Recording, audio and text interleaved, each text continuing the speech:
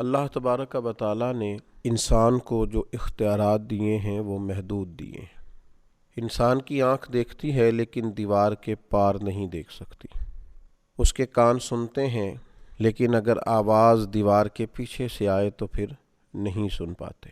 عام انسانوں کو اللہ تبارک و تعالیٰ نے محدود اعضاء اور ان کی حدود مقرر کر کے نعمتیں عطا فرمائیں۔ شاید کچھ لوگوں کا خیال ہو کہ یہ انسان کا ضعف ہے، یہ اس کی کمزوری ہے کہ وہ دیوار کے پیچھے دیکھ نہیں سکتا، دیوار کے پیچھے کوئی بات کر رہا ہو تو سن نہیں سکتا۔ یاد رکھیے گا، یہ انسان کی کمزوری نہیں ہے، یہ انسان کی پردہ پوشی ہے، یہ انسان کے لیے نفع اور فائدے کی بات ہے۔ اگر ہر شخص دیوار کے پیچھے دیکھے گا، لوگوں کے پردے کیسے قائم رہیں گے؟ اگر ہر شخص دیوار کے پیچھے کی بات سنے گا تو انسان کی پرائیویسی کا کیا بنے گا؟ انسان کی طبی ضرورت ہوتی ہے اس کی نجی اور پرائیویٹ زندگی۔ بہت ساری ایسی جگہیں ہوتی ہیں جہاں وہ پسند کرتا ہے کہ وہ اس طرح کا ہو کہ کوئی اس کے پاس موجود نہ ہو، کوئی اسے دیکھنے والا نہ ہو، اس میں وہ اپنے آپ کو سکون میں محسوس کرتا ہے۔ ہر وقت انسان کے لیے جلوت بہتر نہیں ہوتی، اسے خلوت کی بھی ضرورت ہوتی ہے، اور تنہائی میں اللہ تبارک و تعالیٰ نے بندے کو اطمینان عطا کیا ہوتا ہے، وہ مطمئن ہوتا ہے، آرام کی نیند لیتا ہے، آرام سے وہ اپنے اوقات کو گزارتا ہے۔ جس طرح اللہ تبارک و تعالیٰ نے ہمیں محدود اعضاء دیے ہیں اور ہمارے فائدے کے لیے دیے ہیں، ہمیں بھی چاہیے ہم کوئی ایسے کام نہ کریں جو اخلاقی حدوں کو پار کریں۔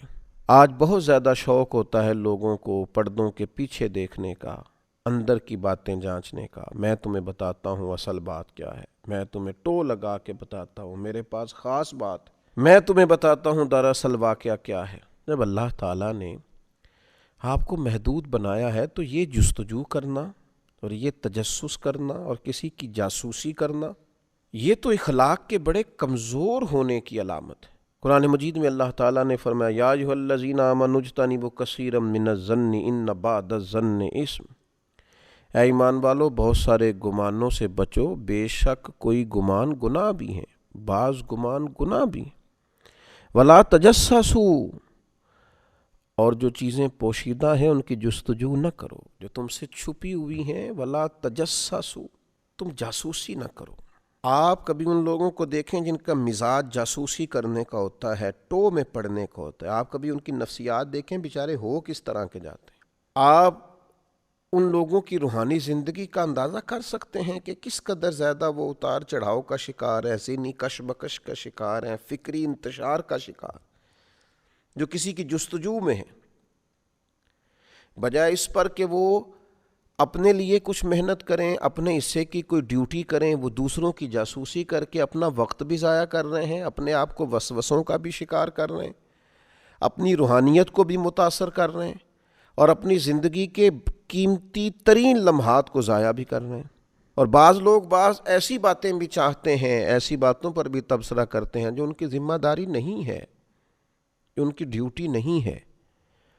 چلیں بالفرض کسی کے عیب کی اطلاع ہو بھی گئی تو اس کے لیے تو صرف دو ہی باتیں ہیں، یہاں تو آپ جائیں گے اور بڑی حکمت اور دانائی کے ساتھ اس شخص کو تبلیغ کریں گے،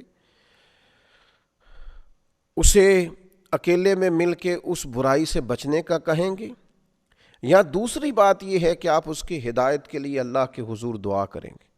یہ تنقید کرنا اور لوگوں کے سامنے اس کے اس عیب کو بیان کرنا، یہ تو کسی طور بھی قابل قبول چیز نہیں ہے۔ اور پھر جو خوبصورت لہجوں کے لوگ ہوتے ہیں، اعلیٰ اخلاقیات جو لوگ رکھتے ہیں، ان کا تو یہ انداز بھی نہیں ہوتا کہ وہ کسی شخص کے لیے جاسوسی کرتے پھریں۔ وہ تو خوبصورتیاں تلاش کرتے ہیں، وہ تو اچھائیاں ڈھونڈتے ہیں، وہ تو خیر کے پیچھے۔ دو قسم کی مکھیاں آپ کو معاشرے میں ملیں گی۔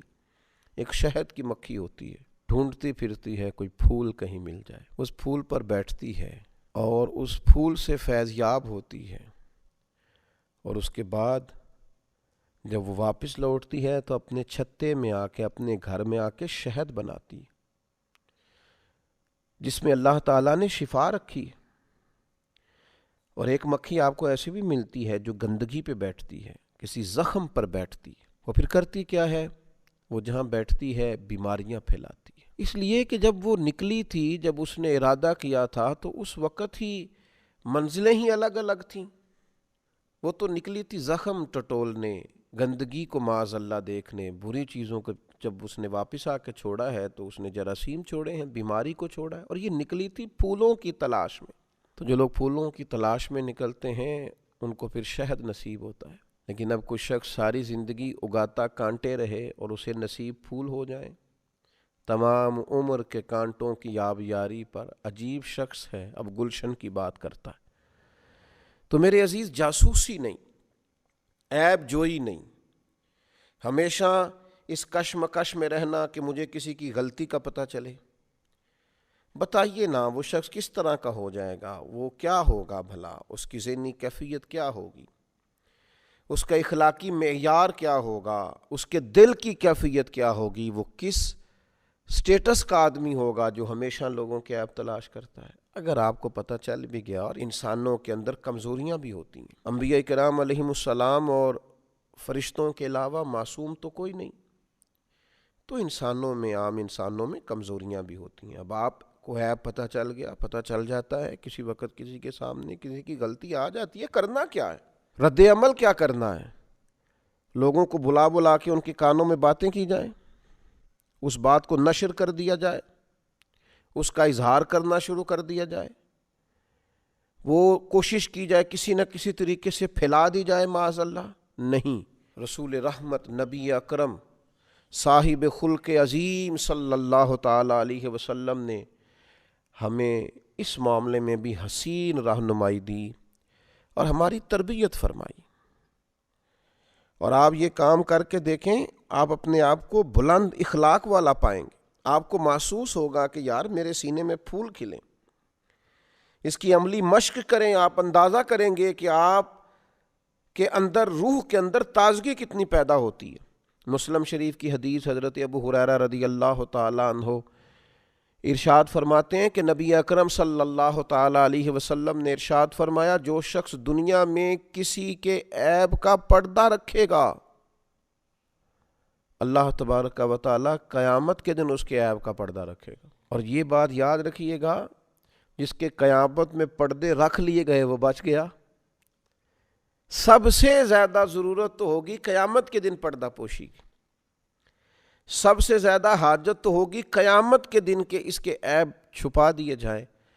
تو کتنی بڑی سعادت ہے کہ قیامت کے دن اس کی پردہ پوشی کی جا رہی ہے۔ اللہ تبارک و تعالی اس کو اپنے فضل سے، اپنے کرم سے، اپنی رحمت کی چادر عطا فرما رہا ہے، اس کے پردے قائم رہے، یہ پردوں میں چھپا ہوا اللہ کے حضور حاضر ہو گیا، کامیاب ہو گیا، فتح یاب ہو گیا، معاف کر دیا گیا، جنت کا حقدار بنا۔ لیکن اس کے لیے اسے دل بڑا کرنا ہے، بلند اخلاق کا مظاہرہ کرنا ہے۔ وہ کیا کرے گا؟ وہ دنیا میں کسی کا عیب دیکھے گا تو اس پر پردہ ڈالے گا۔ اگر یہ کام کرے گا تو نتیجے بڑے شاندار نکلیں گے۔ آج تو بڑا عجیب نظام ہے، کچھ لوگ جو جاسوسی کر کے دیتے ہیں ان کو بڑا نوازا جاتا ہے، وہ آنکھوں کے تارے ہوتے ہیں، یہ میری جاسوسی کرتا ہے، مجھے خبریں دیتا ہے، ان پر لوگ بڑی بڑی شفقتیں کرتے ہیں۔ تو یہ انداز ٹھیک نہیں ہے۔ ہاں، کسی وقت اگر کسی بات کا کسی جگہ بتانا اصلاح کے لیے ہو کہ یار بہتری ہو جائے گی میرے کہنے سے، اس بات کی اصلاح ہو جائے گی، تو اصلاح کی نیت سے مقدور بھر ضرورت کے مطابق کسی بات کا کرنا، اور ایسے شخص سے کرنا جو اس کی اصلاح کر دے گا، جو بہتری کر دے گا، اس کے لیے علماء نے گنجائش لکھی ہے۔ اور نبی پاک علیہ السلام نے یہ بھی تنبیہ فرمائی ہے، فرمایا اگر تم اپنے کسی بھائی کا پردہ فاش کرو گے نا تو اللہ تعالیٰ بھی تمہارا پردہ فاش کر دے گا، اگرچہ تم گھر کے اندر بھی بیٹھے ہوئے تو رسوا کر دیے جاؤ گے۔ لہٰذا یہ کام نہ کرے۔ اور پھر ایک اور بات جو بڑی سمجھنے والی ہے اور قابل غور ہے کہ جناب بہت سارے لوگ لوگوں کی عیب جوئی کرتے ہیں، تو پہلے وہ یہ تو بتائیں کہ ان کے اندر کوئی عیب خود سے موجود نہیں ہے، خود اپنے آپ کو پاک، صاف، مسجع، مکفّا، پاکیزہ سمجھتے ہیں، بڑے بھولے بھالے، بڑے اللہ والے، ریاض آپ کو بس ہم ہی جانتے ہیں، اپنے آپ کو بڑا صاف ستھرا جانتے ہیں۔ دیکھیے، ایک انسان کے اپنے اندر کمزوریاں موجود ہیں، غلطیاں موجود ہیں، باوجود اس کے وہ لوگوں کے عیب تلاش کر رہا ہے۔ وہ خود گھٹنوں تک دھنسا ہوا ہے خطاؤں میں، اور پھر نیچے دھستا ہی چلا جا رہا ہے، نہ توبہ کر رہا ہے نہ اصلاح کر رہا ہے، لیکن لوگوں کی غلطیاں بیان کرتا ہے تو بڑے دھڑلے سے بیان کرتا ہے۔ اور ڈھیر سارے سوسائٹی میں لوگ آپ کو ملیں گے جو باتیں کر رہے ہوتے ہیں لیکن از خود بھی ان کے اندر بڑی کمزوریاں پائی جاتی ہیں۔ نبی اکرم صلی اللہ تعالیٰ علیہ وسلم نے ارشاد فرمایا، جب تم اپنے کسی ساتھی کے عیب ذکر کرنے کا ارادہ کرو نا تو پہلے اپنے عیبوں کو یاد کر لیا کرو، اپنے اوپر پہلے غور کر لو۔ برے بندے نو لبن ٹوریا تے جاگت ملیا نہ کوئی، اپنے اندر چاہتی پائی تے میتھوں برا نہ کوئی۔ تو اس لیے یہ جو اتنی کمزور اور کبھی عادت ہے لوگوں کے اندر کہ وہ پہلے عیب ڈھونڈتے ہیں، ٹو میں رہتے ہیں، جاسوسی کرتے ہیں، پھر اس کو آگے پھیلاتے ہیں، یہ مسلمان کے اخلاقیات تو اس کی بالکل اجازت نہیں دیتے۔ اللہ تعالیٰ